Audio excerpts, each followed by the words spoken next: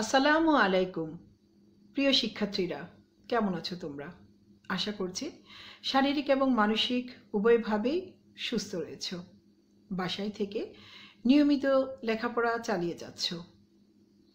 জাতীয় বিশ্ববিদ্যালয়ের অনলাইন ক্লাসে সবাইকে স্বাগতম। করোনাকালীন শিক্ষা কার্যক্রম চলমান রাখার স্বার্থে জাতীয় বিশ্ববিদ্যালয়ের উদ্যোগে অনলাইন ক্লাসে সংযুক্ত হতে পেরে আমি আনন্দিত। সবাইকে স্বাস্থ্যবিধি মেনে চলার আহ্বান জানাচ্ছি।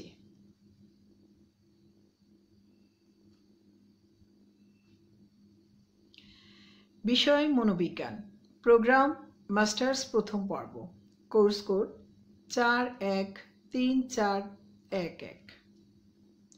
কোর্সের নাম মনোবিজ্ঞানে পরিসংখ্যান, লেকচার নম্বর 2। লেকচারের শিরোনাম লেখচিত্রের মাধ্যমে তথ্য উপস্থাপন। আমি তোমাদের সঙ্গে আছি খায়রুন নাহার পুতুল, প্রভাষক, মোহাম্মদপুর কেন্দ্রীয় কলেজ, মোহাম্মদপুর, ঢাকা।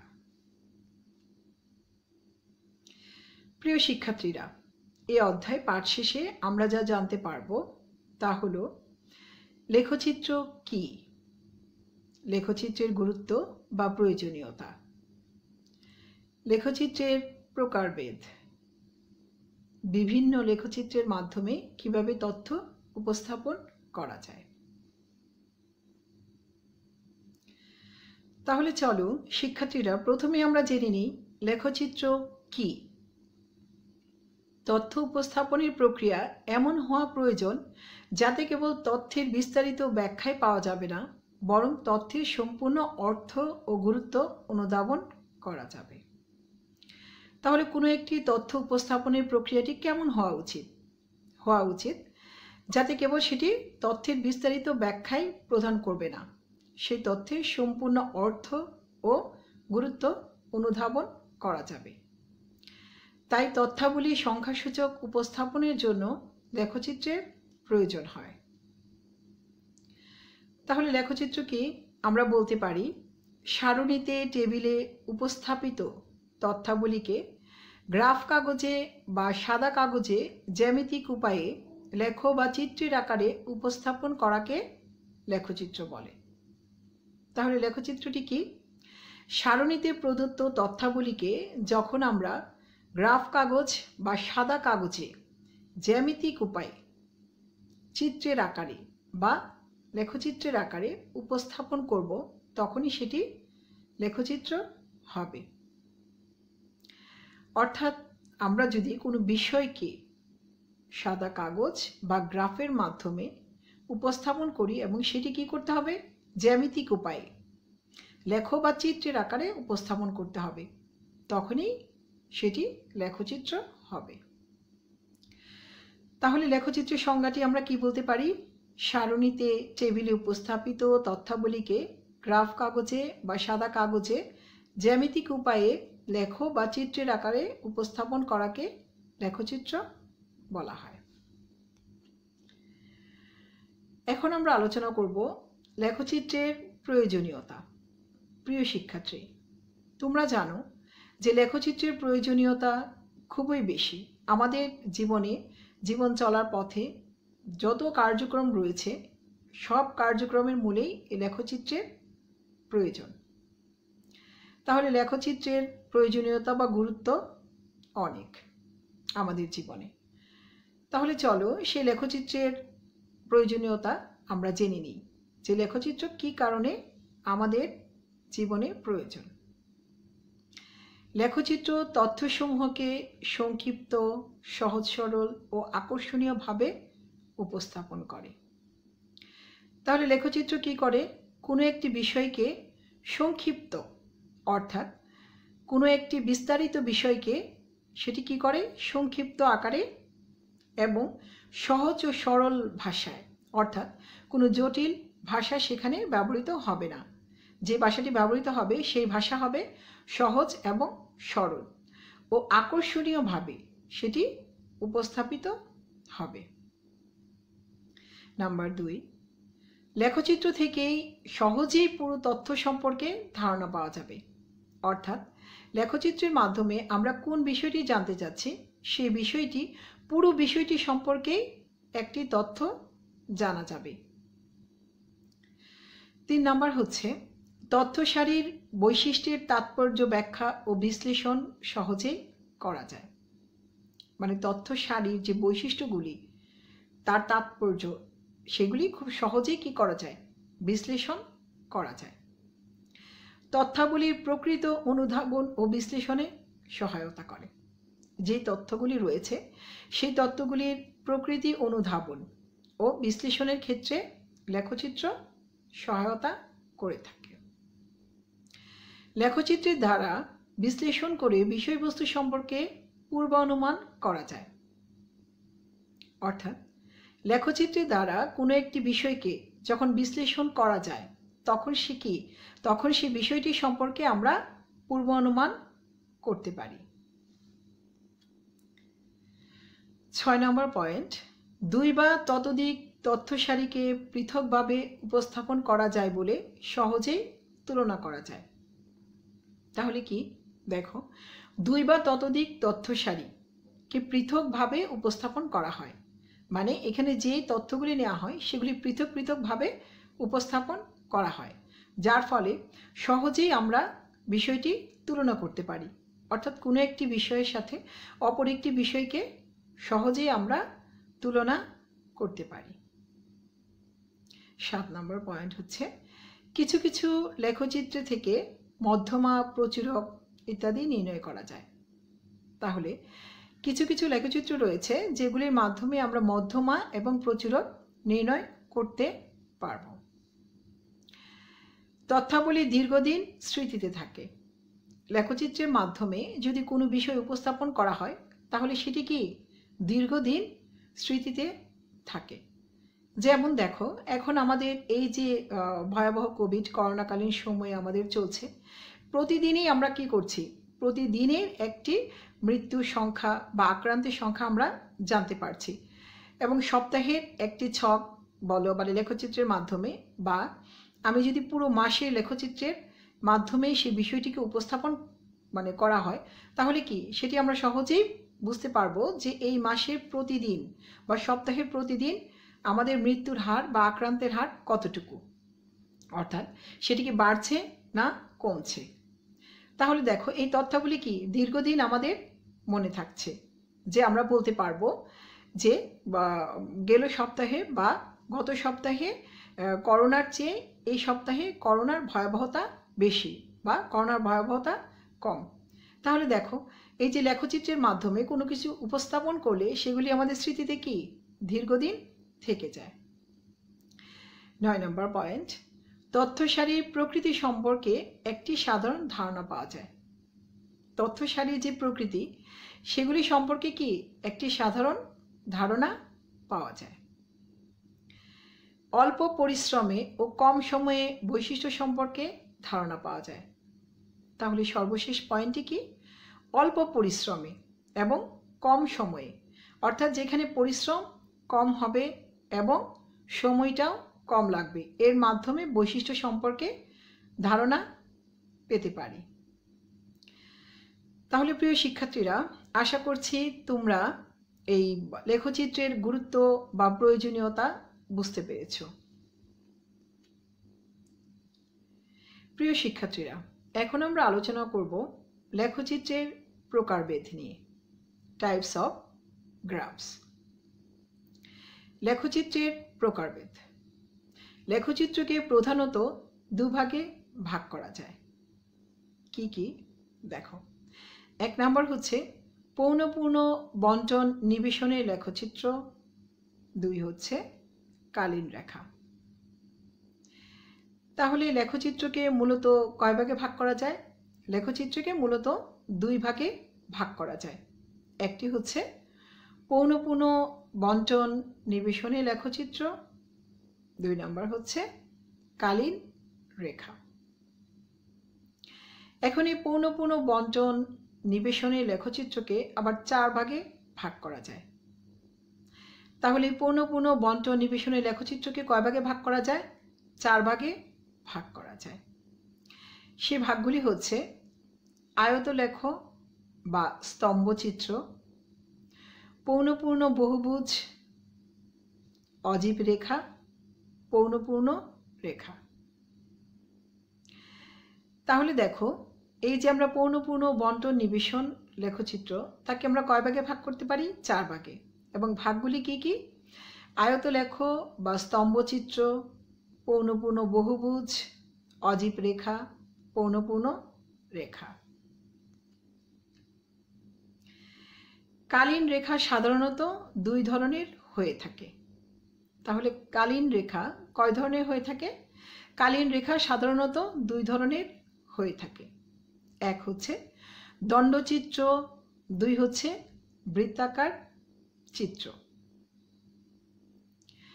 তাহলে প্রিয় শিক্ষার্থীরা, দেখো আমরা কি জানতে পারলাম? লেখচিত্রের প্রকারভেদ যখন আসবে আমরা কিভাবে বলতে পারবো? দেখো, লেখচিত্রকে প্রধানত 2 ভাগে ভাগ করা যায়। এক হচ্ছে পৌনপূর্ণ বন্টন নিবেশনের লেখচিত্র, 2 হচ্ছে কালীন রেখা। পৌনপূর্ণের বন্টন নিবেশনের লেখচিত্রকে আবার 4 ভাগে ভাগ করা যায়। কি কি? আয়তলেখ বা স্তম্ভচিত্র, পৌনপূর্ণ বহুভুজ, অজীব রেখা, পৌনপূর্ণ রেখা। কালীন রেখাকে আবার 2 ভাগে ভাগ করা যায়। কি কি? দণ্ডচিত্র এবং বৃত্তাকার চিত্র। আশা করছি প্রিয় শিক্ষার্থীরা তোমরা লেখচিত্রের প্রকারভেদ বুঝতে পেরেছ। এখন আমরা আলোচনা করব আয়তলেখ বা স্তম্ভচিত্র নিয়ে। আয়তলেখ বা স্তম্ভচিত্র কি? আয়তলেখ বা স্তম্ভচিত্র হচ্ছে, আয়তলেখ দেখতে স্তম্ভের মতো বলে একে স্তম্ভচিত্র বলা হয়ে থাকে। তাহলে দেখো, আমরা একটি লেখচিত্র দেখি। এই যে চিত্রটি দেখো তো, এখানে কি এটি স্তম্ভের মতো দেখা যাচ্ছে? এই জন্য একে স্তম্ভচিত্র বলা হয়ে থাকে। আচ্ছা, এই চিত্রের মান পাশে দেয়া রয়েছে। দেখো, এই গ্রাফটি আমি তোমাদেরকে বুঝিয়ে দিচ্ছি, অর্থাৎ লেখচিত্রটি আমি তোমাদেরকে বুঝিয়ে দিচ্ছি। এই আয়তলেখ বা স্তম্ভচিত্র প্রশ্নটি এরকমভাবে থাকতে পারে যে নিম্নোক্ত প্রদত্ত সারণী থেকে আয়তলেখ বা স্তম্ভচিত্র অঙ্কন করো। তখন কিভাবে অঙ্কন করবে? দেখো, লেখচিত্র অঙ্কনের একটি নিয়ম রয়েছে। নিচের দিকে লেখচিত্রের যে রেখাটি আমরা নিব সেটি হচ্ছে OX অক্ষ, এবং বাম পাশে যেই রেখাটি নিব সেটি হচ্ছে OY অক্ষ। দেখো প্রিয় শিক্ষার্থী, চিত্রের এখানে O, দেখো তোমরা দেখি OX লম্বালম্বি ভাবে, আর OY দেখো এখানে OX, এখানে হচ্ছে OY লম্বালম্বি ভাবে, এবং এই যে নিচের দিকে OX। ঠিক আছে? আচ্ছা, এখন OX অক্ষ বরাবর যখন আমরা আয়তলেখ বা স্তম্ভচিত্র তৈরি করতে যাব, তখন এই লেখচিত্রের ক্ষেত্রে একটি নিয়ম তোমাদের অনুসরণ করতে হবে। যখন শূন্য, মানে এখানে আমরা এই শূন্য থেকে যখন X নিব, তখন এই প্রথম 5 ঘর আমরা খালি রাখব। তাহলে স্তম্ভচিত্রের ক্ষেত্রে প্রথম 5 ঘর খালি রাখতে দেখতেও সুন্দর লাগে এবং চিত্রটি সহজেই বোঝা যায়। আচ্ছা, তাহলে দেখো, এই OX অক্ষে আমরা কি করব? OX অক্ষে প্রথমত যে জিনিসটি আমরা লিখব সেটি হচ্ছে শ্রেণী ব্যবধান। তাহলে OX অক্ষে আমরা কি লিখব? শ্রেণী ব্যবধান। আর OY অক্ষে আমরা পৌনপূর্ণ লিখব। আচ্ছা, তাহলে এখানে এই আয়তলেখটির ক্ষেত্রে তোমরা দেখো, এখানে কি করেছি আমরা? প্রতিটি ঘরকে কি করেছি? দেখো, X অক্ষ বরাবর এখানে দেওয়া আছে, X অক্ষ বরাবর 5 ঘর সমান সমান 1 শ্রেণী মধ্যবিন্দু, আর এখানে OY অক্ষ বরাবর 5 ঘর সমান সমান 1 পৌনপূর্ণ ধরা হয়েছে। 1 শ্রেণী মধ্যবিন্দু বলতে বোঝাচ্ছে শ্রেণী ব্যবধানটি কত। যেমন দেখো এখানে শ্রেণী ব্যবধান কত, 20 থেকে 24। তার মানে এই 20 থেকে 24 এটিকেই কি একটি ঘর বা একক হিসাবে ধরা হচ্ছে। তাহলে একটি শ্রেণীর মধ্যবিন্দু বা শ্রেণী ব্যবধানকে আমরা কত ধরছি, এখানে 5 ঘর হিসেবে ধরছি। তাহলে দেখো চিত্রের ক্ষেত্রে প্রথমেই দেখো এই যে 5 ঘর, তারপর 5 ঘর, প্রথম 5 ঘর খালি দিয়ে প্রত্যেকটি 5 ঘর করে আমরা নিয়েছি। সেটি হচ্ছে ও এক্স অক্ষ বরাবর, আর ও ওয়াই অক্ষ বরাবর হচ্ছে কি এখানে পৌনঃপুন্য। দেখো ও ওয়াই অক্ষ বরাবর হচ্ছে পৌনঃপুন্য, অর্থাৎ এখানে যতগুলি পৌনঃপুন্য দেওয়া আছে সেগুলি আমরা কি নিয়েছি, ও ওয়াই অক্ষ বরাবর। এখানে ও ওয়াই অক্ষে 5 ঘর সমান সমান একটি পৌনঃপুন্য ধরা হয়েছে, অর্থাৎ 5 ঘর সমান সমান একটি পৌনঃপুন্য ধরা হয়েছে। তাহলে এক্ষেত্রে আমরা যখন গ্রাফটি তৈরি করতে যাব তাহলে প্রথমে কি করব, ও এক্স অক্ষটি নিয়ে নিব, ও এক্স অক্ষটি নিয়ে নিব এবং প্রথমেই আমরা দেখব এখানে শ্রেণী ব্যবধান অর্থাৎ শ্রেণী সংখ্যা কতগুলি রয়েছে। দেখো শ্রেণী সংখ্যা 1 2 3 4 5 6 7 8 9। তাহলে এখানে প্রথমে আমরা কি করব, 9টি ঘর আমরা নিয়ে নিব। প্রথম 5 ঘর খালি রেখে পরবর্তী 9টি ঘর আমরা নিয়ে নিব এবং পরবর্তী 9টি ঘরে আমরা কি করব, প্রতিটি ঘরেই দেখো এই যে 20 থেকে 24, এখানে আমরা নিচে দেখো লেখা আছে 20 থেকে 24। এরপর দেখো 25 থেকে 29, 25 থেকে 29 দেয়া আছে। 30 থেকে 34, 30 থেকে 34 দেয়া আছে। 35 থেকে 39 দেয়া আছে। 40 থেকে 44 দেয়া আছে। 45 থেকে 49 দেয়া আছে। 50 থেকে 54 দেয়া আছে। 55 থেকে 59 দেয়া আছে। 60 থেকে 64 দেয়া আছে। এভাবে আমরা 60টি শ্রেণী সংখ্যা আগে নিয়ে নিব এবং নিচে আমরা শ্রেণী ব্যবধান লিখে দিব। দেখো এখানে নিচে শ্রেণী ব্যবধান লেখা আছে। আচ্ছা, এরপর শ্রেণী ব্যবধানে আমরা সংখ্যাগুলি বসিয়ে দিব, অর্থাৎ শ্রেণী ব্যবধান আমরা বসিয়ে দিব। কি বসাবো, 20 থেকে 24, 25 থেকে 29, 30 থেকে 34, 35 থেকে 39, 40 থেকে 44, 45 থেকে 49, 50 থেকে 54, 55 থেকে 59, 60 থেকে 64। এভাবে সংখ্যাগুলি আমরা বসিয়ে দিব। এরপর কি নির্ণয় করব, এরপর নির্ণয় করব হচ্ছে পৌনঃপুন্য। অর্থাৎ পৌনঃপুন্য কি, পৌনঃপুন্য দেখো এক্ষেত্রে পৌনঃপুন্যের সবচেয়ে বড় সংখ্যা কত, এফ 1 3 4 7 11 10 5 3 2। তাহলে পৌনঃপুন্য সবচেয়ে বড় পৌনঃপুন্য হচ্ছে 11। তাহলে এক্ষেত্রে আমরা যখন ও ওয়াই অক্ষে পৌনঃপুন্য লিখব তখন আমরা 11 ঘর পর্যন্ত নিব এবং প্রতিটি ঘরের জন্য আমরা কতগুলি ঘর নিব, 5টি করে ঘর নিব। তাহলে ও ওয়াই অক্ষ বরাবর 5 ঘর সমান সমান হচ্ছে একটি পৌনঃপুন্য। তাহলে দেখো আমরা সিরিয়ালি লিখে নিই কিভাবে, দেখো এই যে এখানে 1 2 3 4 5 6 7 8 9 10 11, প্রতিটির দূরত্ব কিন্তু কি 5 ঘর।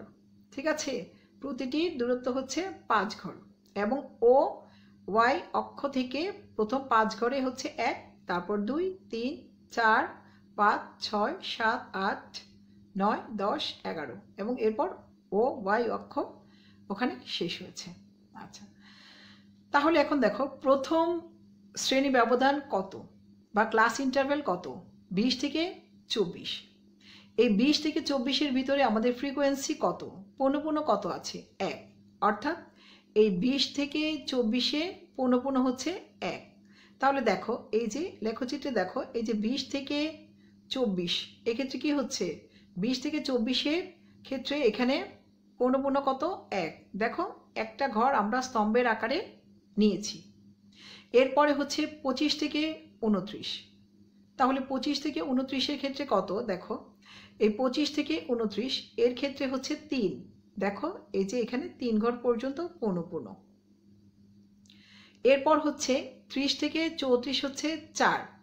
দেখো তো 30 থেকে 34 4 ঘর পর্যন্ত কিনা, হ্যাঁ 30 থেকে 34 হচ্ছে 4, অর্থাৎ 4 ঘর পর্যন্ত। 35 থেকে 39 হচ্ছে 7। দেখো 35 থেকে 39 7 ঘর পর্যন্ত। স্তম্ভের আকারে আমরা নিয়ে নিলাম। এরপর দেখো 40 থেকে 44 হচ্ছে 11, অর্থাৎ 40 থেকে 44 যে শ্রেণী ব্যবধান বা ক্লাস ইন্টারভ্যাল, এখানে পৌনঃপুন্য হচ্ছে সবচেয়ে বেশি।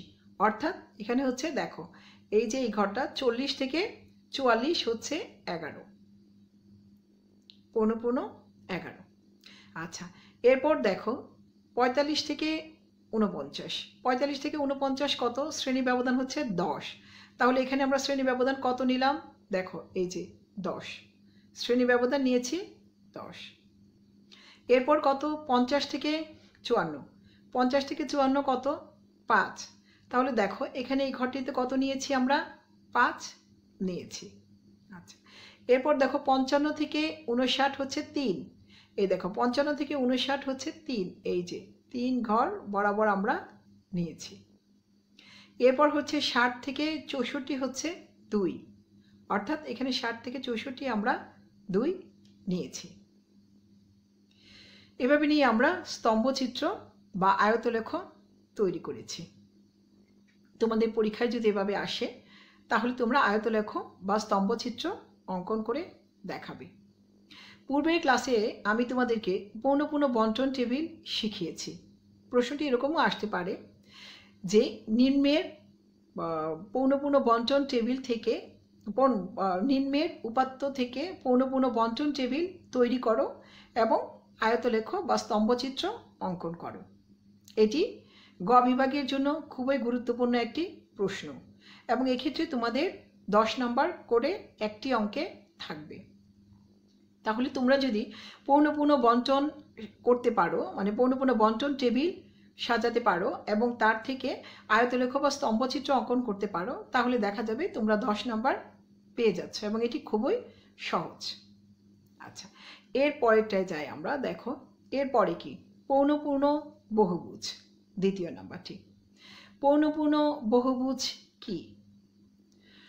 প্রতিটি শ্রেণীর মধ্যবিন্দু এবং সে সকল শ্রেণীর পৌনঃপুন্য যেসব বিন্দুতে ছেদ করে তা যুক্ত করলেই বহুভুজ তৈরি হয়। তাহলে বহুভুজ কিভাবে তৈরি হয়? প্রতিটি শ্রেণীর মধ্যবিন্দু এবং সে সকল শ্রেণীর পৌনঃপুন্য যেসব শ্রেণীতে ছেদ করে তা যুক্ত করলেই বহুভুজ তৈরি হয়। তাহলে চলো আমরা বহুভুজের একটি চিত্র দেখে নিই। এই যে দেখো বহুভুজের লেখার সাথে এটি মিলে কিনা। বহুভুজের লেখাটি কি ছিল? বহুভুজ বলতে কি বুঝি? প্রতিটি শ্রেণীর মধ্যবিন্দু এবং সে সকল শ্রেণীর পৌনঃপুন্য যেসব শ্রেণী মানে যেসব বিন্দুতে ছেদ করে তা যুক্ত করলেই বহুভুজ নির্ণয় হয়। আচ্ছা, এই যে দেখো এখানে মান দেয়া আছে। তাহলে দেখো এই বহুভুজ এবং আয়তলেখর ক্ষেত্রে পার্থক্যটা কি? বহুভুজের ক্ষেত্রে আমরা কি করব? মধ্যবিন্দু, এই যে মধ্যবিন্দু, বহুভুজের ক্ষেত্রে আমরা মধ্যবিন্দু দিয়ে আমরা কি করব? লেখচিত্র অঙ্কন করব। আর দেখো আমরা পূর্বেরটাতে চলে যাই। পূর্বে যখন আমরা আয়তলেখ বা স্তম্ভচিত্র অঙ্কন করেছি তখন আমরা কি করেছি? শ্রেণী ব্যবধান নিয়েছি। শ্রেণী ব্যবধান এবং শ্রেণী ব্যবধানের সাথে পৌনঃপুন্য, অর্থাৎ এই শ্রেণী ব্যবধানের সাথে আমরা পৌনঃপুন্য করেছি। অর্থাৎ দেখো এই যে শ্রেণী ব্যবধানের সাথে আমরা পৌনঃপুন্য করে আয়তলেখ লেখচিত্র অঙ্কন করেছি। আর এক্ষেত্রে পৌনঃপুন্য বহুভুজের ক্ষেত্রে আমরা কি করছি? পৌনঃপুন্য বহুভুজের ক্ষেত্রে আমরা শ্রেণী ব্যবধান করছি না, এক্ষেত্রে কি করছি? পৌনঃপুন্যের সাথে শ্রেণীর মধ্যবিন্দু যোগ করছি। অনুরূপভাবে আগের মতোই লেখচিত্রটি অঙ্কন করতে হবে। কিভাবে? যেমন দেখো এখানে ও এক্স অক্ষে আমরা কি লিখব? এর আগে আমরা লিখেছিলাম আয়তলেখের ক্ষেত্রে ও এক্স অক্ষে লিখেছিলাম হচ্ছে শ্রেণী ব্যবধান। এই ক্ষেত্রে আমরা লিখব ও এক্স অক্ষে হচ্ছে কি? শ্রেণীর মধ্যবিন্দু এক্স। আর ও ওয়াই অক্ষে আমরা কি করব? ও ওয়াই অক্ষে লিখব হচ্ছে পৌনঃপুন্য। তাহলে বহুভুজ আমরা কিভাবে নির্ণয় করছি? শ্রেণী ব্যবধান এবং পৌনঃপুন্য দিয়ে। ঠিক আছে, ও এক্স অক্ষে আমরা দিব হচ্ছে শ্রেণীর মধ্যবিন্দু এবং ও ওয়াই অক্ষে লিখব হচ্ছে পৌনঃপুন্য। আচ্ছা, এক্ষেত্রে একই বিষয়, প্রথম 5 ঘর আমরা কি ফাঁকা রেখে তারপর থেকে শুরু করব। প্রিয় শিক্ষার্থীরা, এক্ষেত্রে তোমাদেরকে আমি আরেকটু বুঝিয়ে বলছি। সে বিষয়টি হচ্ছে যে এক্ষেত্রে যখন তোমাদের এখানে তোমরা ও এক্স অক্ষে বা ও ওয়াই অক্ষে, যেটি 5 ঘর সমান সমান 1 একক বা 5 ঘর সমান সমান 1 শ্রেণীর মধ্যবিন্দু বা 5 ঘর সমান সমান 1 পৌনঃপুন্য বা 5 ঘর সমান সমান 1 শ্রেণী ব্যবধান আমরা ধরে নিচ্ছি। যদি কখনো শ্রেণী ব্যবধান এবং পৌনঃপুন্য সংখ্যা খুব বেশি হয়, সেক্ষেত্রে তোমরা 5 ঘর না নিয়ে 3 ঘর করে নিতে পারো অথবা 2 ঘর করেও নিতে পারো। আবার কখনো যদি এই সংখ্যাগুলি কম হয় তাহলে সেক্ষেত্রে আমরা 10 ঘরও নিতে পারি। ঠিক আছে? আচ্ছা, তাহলে দেখো এখানে আমরা কি করেছি, এখানে এই যে মধ্যবিন্দু, দেখো মধ্যবিন্দুকে আমরা এটা কি করেছি, মধ্যবিন্দুকে আমরা নিয়েছি ও এক্স অক্ষে, অর্থাৎ ও এক্স অক্ষে হচ্ছে মধ্যবিন্দু। তাহলে মধ্যবিন্দু কি, প্রথমে কি দেখো এখানে আমরা শ্রেণী সংখ্যাগুলি আগের মতো করে নিব। কয়টা শ্রেণী সংখ্যা আছে দেখো, 1 2 3 4 5 6 7 8 9। তাহলে 9টা শ্রেণী সংখ্যা আমরা করে নিব।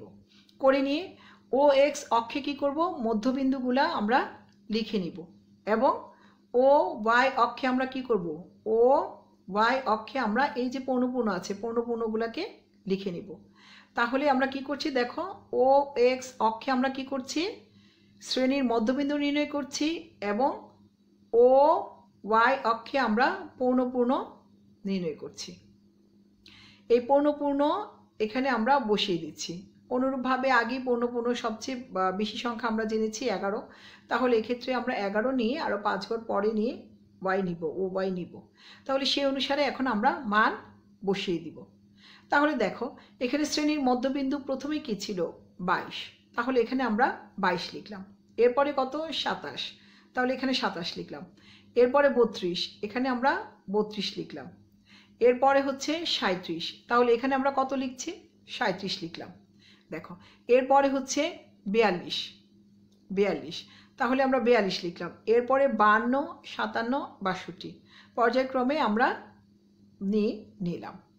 এক্ষেত্রে শিক্ষার্থীরা মনে রাখবে, শ্রেণী ব্যবধান আমরা কি করেছি 5 থেকে 10 বা আবার গ্যাপ দিয়ে 10 থেকে 15 এভাবে নিয়েছি। আর এখানে একটি ঘর নিব, শুধু পয়েন্ট নিব। ঠিক আছে?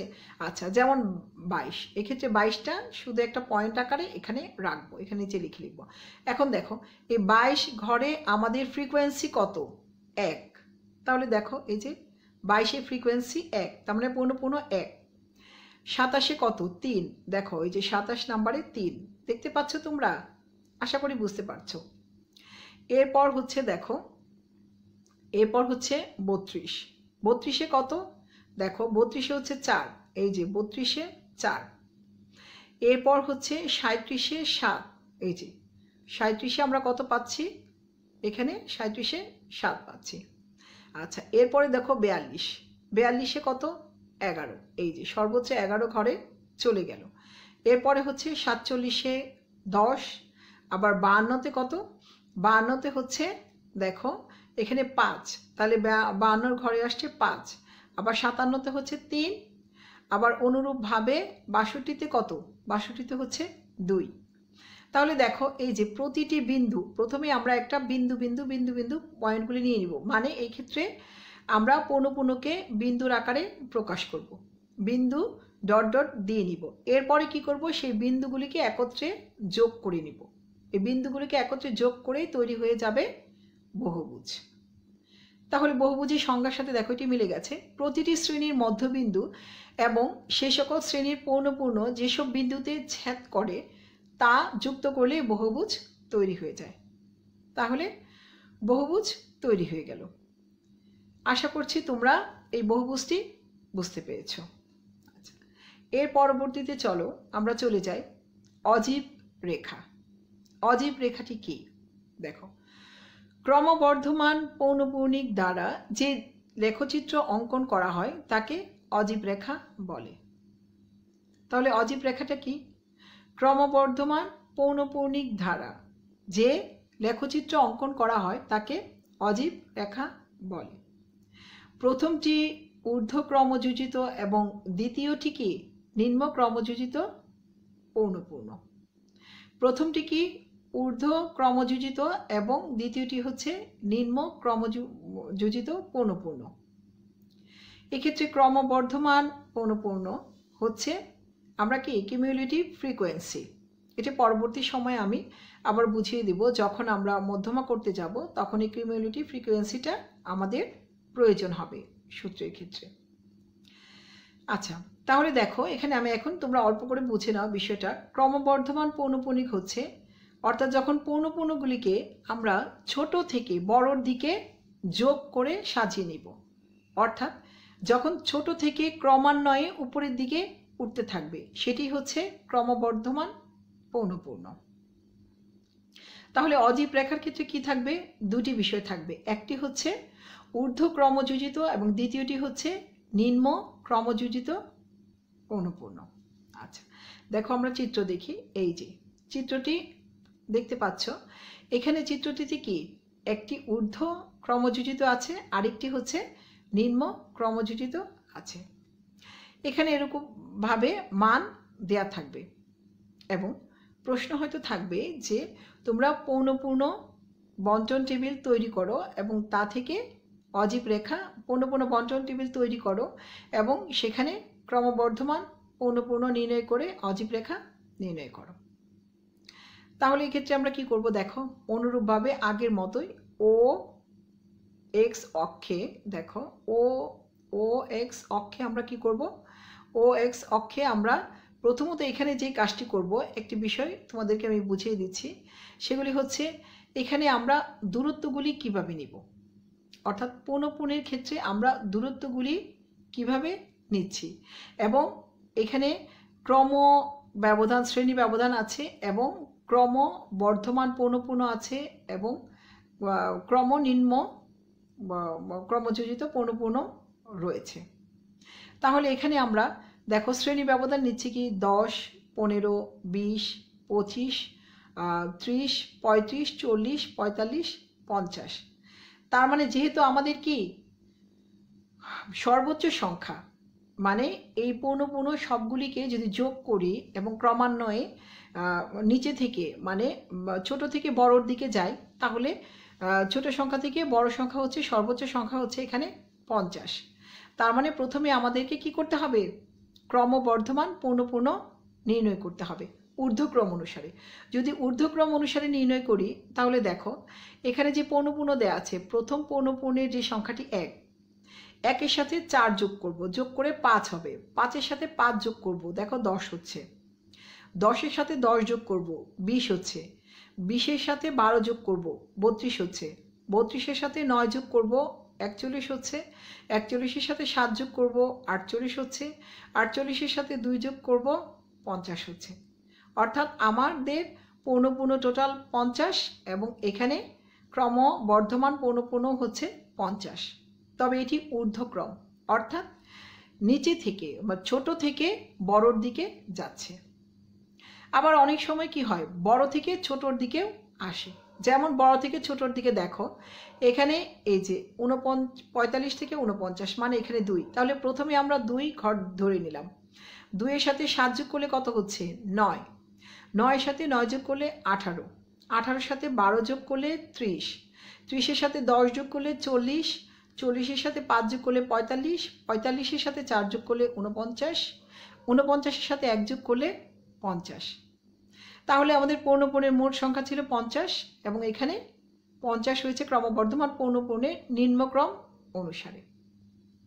এখন এই যে শ্রেণী ব্যবধান, এর আগে আমরা শ্রেণী ব্যবধান কি ধরেছি 10 থেকে 14, কিন্তু না এক্ষেত্রে কি ধরবো, কারণ যেহেতু 50 আছে তাহলে 10 থেকে 15, 15 থেকে 20, 20 থেকে 25 কিভাবে ধরবো, যে প্রথম ঘরটি তোমরা দেখো আমি বুঝিয়ে দিচ্ছি। এই যে 45 থেকে দেখো 45, 40, 35, 30, 25, 20, 15, 10, এই যে এখানে দেখো 50, 45, 30, 25, 15, 10 আমরা ঠিক এভাবে এই সংখ্যাগুলি নিয়েছি।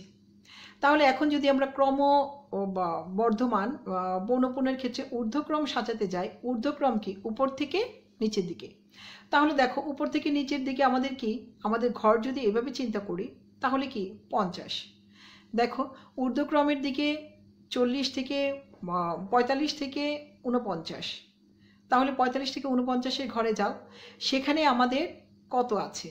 এই আমাদের দেখা যাবে ক্রমবর্ধমান পৌনঃপুন্যের ঊর্ধ্বক্রম অনুসারে এখানে কত হবে। ঊর্ধ্বক্রম অনুসারে দেখো 50-এর ক্ষেত্রে আমাদের কত আসছে, এখানে 2 2 দেখতে পাচ্ছ, এই যে 2, ঠিক আছে, 1 2, এই যে 2। এরপরে দেখো আবার পরবর্তী সংখ্যাটা কি আসছে, 50-এ 48-এর ক্ষেত্রে আমাদের কি আসছে, 48-এর ঘরের ক্ষেত্রে ক্রমবর্ধমান আসছে হচ্ছে 7, পৌনঃপুন্য 7। তাহলে যখন 7-এর ঘরে আমরা যাব তখন আমাদের কত হবে, সেটা 48। আবার 9-এর ঘরে হচ্ছে 41, 12-এর ঘরে 32, 10-এর ঘরে 20, 5-এর ঘরে 10 এবং 4-এর ঘরে 1, 1-এর ঘরে 1। এই যে ক্রমবর্ধমান পৌনঃপুন্য, এই যে 5 দেখেছ, 5 এবং এই 10 থেকে 15। একবার এটি কি করছে দেখো, একবার এটি নিম্ন থেকে যখন আমরা উপরের দিকে যাব তখন কি সেটি হচ্ছে নিম্ন থেকে নিম্ন ক্রমযোজিত, আবার যখন ঊর্ধ্ব থেকে অর্থাৎ উপর থেকে নিচের দিকে নামবে তখন সেটি কি হবে, ঊর্ধ্ব ক্রমযোজিত। একটি হচ্ছে নিম্ন ক্রমযোজিত, আরেকটি হচ্ছে ঊর্ধ্ব ক্রমযোজিত, অর্থাৎ নিচে থেকে উপরের দিকে যাবে এবং উপরের থেকে নিচের দিকে আসবে। আশা করছি তোমরা এই অজীব রেখাটি বুঝতে পেরেছ।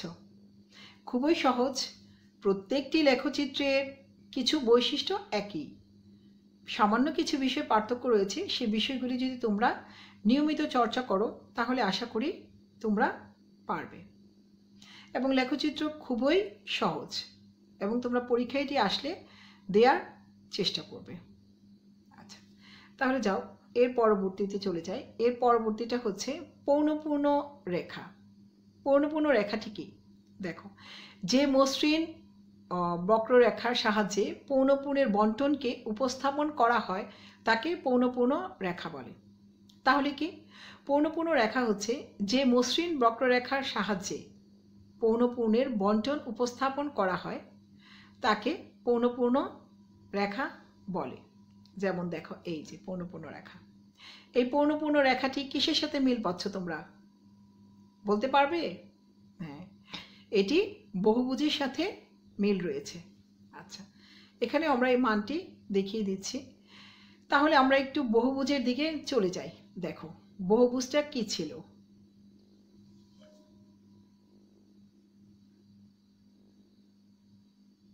এই যে বহুভুজ। দেখো বহুভুজের সাথে আমাদের কিভাবে মিলছে। দেখো বহুভুজে কি, এখানে বিন্দুতে ছেদ করে যুক্ত করে বহুভুজ তৈরি করা হচ্ছে। দেখো বহুভুজের চিত্রটি তোমরা দেখে নাও। আচ্ছা, এখন চলো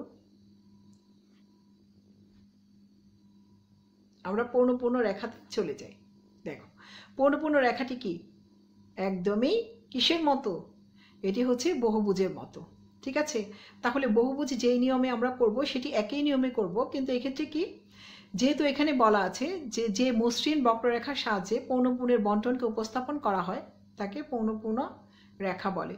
অনুরূপভাবে ও এক্স অক্ষে এখানে হচ্ছে শ্রেণীর মধ্যবিন্দু হবে এবং ও ওয়াই অক্ষে হচ্ছে পৌনঃপুন্য হবে। অর্থাৎ এখানে এই যে মধ্যবিন্দু 19, 22, 25, 28, 31, 34, 37। অনুরূপভাবে দেখো এই যে 37, 34, 31, 28, 25, 22 দেওয়া আছে। এবং পৌনঃপুন্য কি, অনুরূপভাবে সবচেয়ে বেশি পৌনঃপুন্য 10, আমরা 10 ঘর পর্যন্ত নিয়েছি। এবং পৌনঃপুন্য দেখো এখানে দেওয়া আছে, আমি আবারও দেখাচ্ছি তোমাদের, এই যে 1, 2, 3, 4, 5, 6, 7, 8, 9, 10 দেওয়া আছে। তাহলে ঠিক এভাবেই মধ্যবিন্দুর কততম ঘরে কত সংখ্যা, যেমন এখানে 19তম ঘরে হচ্ছে 2, দেখো 2, কিন্তু এখানে আমরা কোনো বিন্দু দিয়ে নির্দেশ করব না, এটি একটি মসৃণ বক্ররেখায় হবে। এবং অনুরূপভাবে আগের মতোই ও ওয়াই অক্ষে 5 ঘর সমান সমান একটি পৌনঃপুন্য এবং ও এক্স অক্ষে হচ্ছে 5 ঘর সমান সমান একটি শ্রেণী মধ্যবিন্দু। ঠিক আছে, এক্ষেত্রে আমি প্রতিটি ক্ষেত্রে 5 ঘর নিয়েছি কারণ আমার ক্ষেত্রে সংখ্যা কম ছিল। আমি আবারও বলছি, যদি তোমাদের সংখ্যা বেশি হয় তাহলে সেক্ষেত্রে তোমরা 5 ঘর না দিয়ে 3 ঘর দূরত্ব বা গ্যাপ রেখে করতে পারো। আচ্ছা, আশা করছি পূর্ণ রেখা তোমরা বুঝতে পেরেছো লেখচিত্রের ক্ষেত্রে। আচ্ছা, এখন আমরা চলে যাই দণ্ডচিত্র। দণ্ডচিত্র কি? দণ্ডচিত্র হচ্ছে সময়, স্থান বা গুণভিত্তিক তথ্যসমূহ কিছু সমানুপাতিক প্রস্থের আয়তাকার দণ্ডের সাহায্যে উপস্থাপন করা হলে তাকে দণ্ডচিত্র বলে। তাহলে দণ্ডচিত্র কি? সময়, স্থান বা গুণভিত্তিক তথ্যসমূহ কিছু সমানুপাতিক প্রস্থের আয়তাকার দণ্ডের সাহায্যে উপস্থাপন করা হলে তাকে দণ্ডচিত্র বলে। এই যে দেখো দণ্ডচিত্র। দণ্ডচিত্রটাও কি অনেকটা কিসের মতো? দণ্ডচিত্রটাও অনেকটা হচ্ছে, বলো তো তোমরা, বলতে পারবে? হ্যাঁ, স্তম্ভ বা আয়তলেখার মতো। স্তম্ভচিত্র বা আয়তলেখার মতোই হচ্ছে দণ্ডচিত্র। তাহলে এটি কি বা আমরা এর মাধ্যমে জানবো সময়, স্থান বা গুণভিত্তিক তথ্যসমূহকে সমানুপাতিক প্রস্থের আয়তাকার দণ্ডের সাহায্যে উপস্থাপন করা হলে তাকে দণ্ডচিত্র বলে।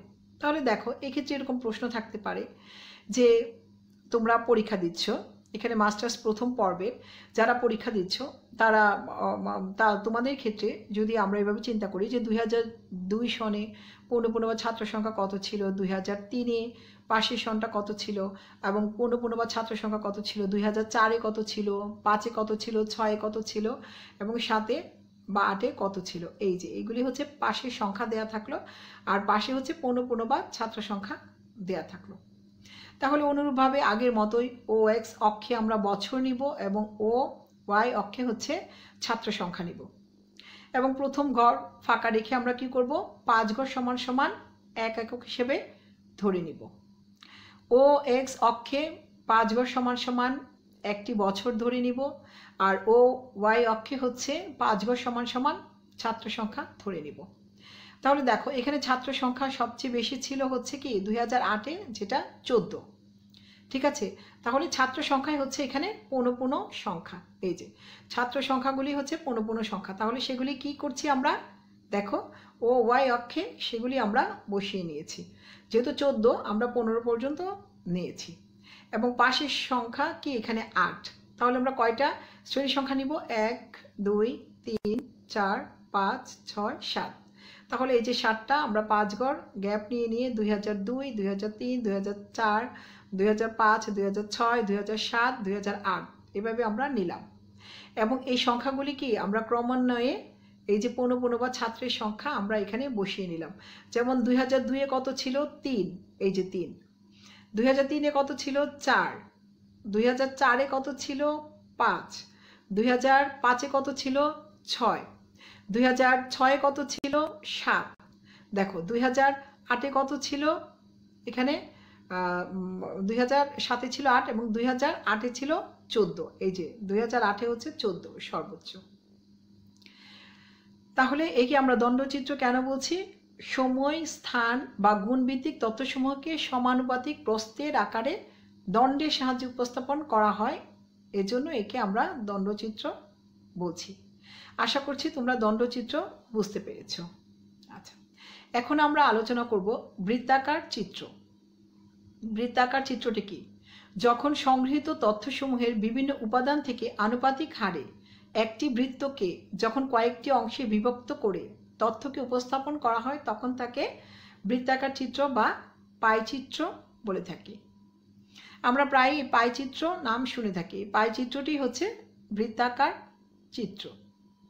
তাহলে বৃত্তাকার চিত্রটি কি? দেখো, বৃত্তাকার চিত্র হচ্ছে যখন সংগৃহীত তথ্যসমূহের বিভিন্ন উপাদান থেকে আনুপাতিক হারে একটি বৃত্তকে যখন কয়েকটি অংশে বিভক্ত করে তথ্য উপস্থাপন করা হয় তখনই তাকে বৃত্তাকার চিত্র বা পাইচিত্র বলে।